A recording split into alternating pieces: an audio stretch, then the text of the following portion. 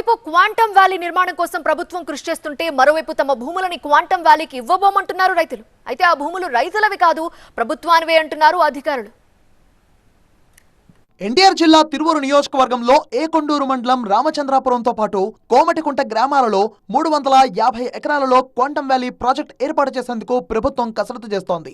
ఇప్పటికే AP IIC అధికారులతో పాటు క్వాంటమ్ సంస్థ ఎండి శ్రీధర్ ప్రాజెక్ట్ ఏర్పాటు కోసం భూములను పరిశీలించారు. ఈ భూముల్లో క్వాంటమ్ వ్యాలీ ప్రాజెక్టుతో పాటు ఇండస్ట్రియల్ పార్క్, ఫిల్మ్ సిటీని నిర్మించాలని ప్రతిపాదించింది ప్రభుత్వం. ఇప్పటికే ఏకొండూరు మండలం పరిధిలో 350 ఎకరాల భూమి ప్రభుత్వ భూమిగా గుర్తించిన అధికారులు ఆ భూములన్నీ రెవెన్యూ డిపార్ట్మెంట్ కు చెందిన నిర్ధారించారు. అయితే తమ భూములను ప్రభుత్వ భూములుగా నిర్ధారించడం ఏంటని రైతులు ప్రశ్నిస్తున్నారు. తాత ముత్తాతల నుంచి ఆ భూములే జీవనాధారంగా బతుకుతున్నామన్నారు. ఇప్పుడు అధికారులు ఆ భూమి ప్రభుత్వానిదని ఎలా చెప్తున్నారని ప్రశ్నిస్తున్నారు. ఫలానాలు వచ్చి అలా మీకు మాకు సమాధానం చెప్పేవాళ్ళు కూడా ఎవరు లేరు.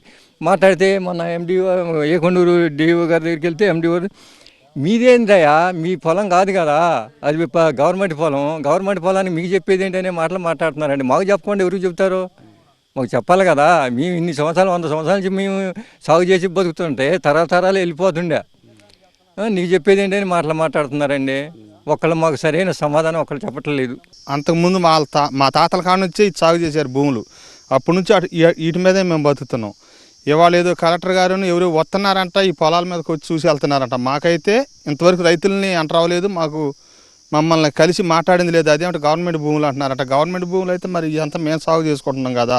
ఇవాళ వచ్చి మాదంటే మేమేం చేయాలి? మమ్మల్ని ఏం చేస్తారో చేసి బిల్డింగులు కట్టండి. ఇక్కడ క్వాంటమ్ వ్యాలీ కోసం తమ భూములను ఇచ్చేందుకు తాము సిద్ధంగా లేమన్నారు రైతులు. మా పొలం మాకే కావాలి.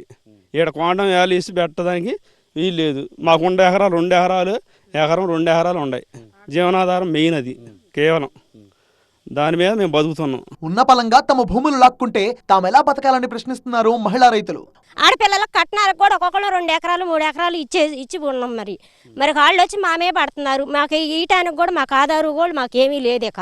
మేము వాటి మీదే మేము ఎన్నాళ్ళు బట్టో బతుకుతున్నాం. మరి మాకు ఏదండి ఆధార్ వీక్ లేదండి మాకు. మరి మేము చచ్చిపోవటమేనండి. ఇక మరోవైపు ఆ భూములన్నీ ప్రభుత్వానివే అంటున్నారు అధికారులు. ఆ స్థలంలోనే క్వాంటమ్ వ్యాలీ నిర్మించి యువతకు ఉపాధి కల్పిస్తామంటున్నారు.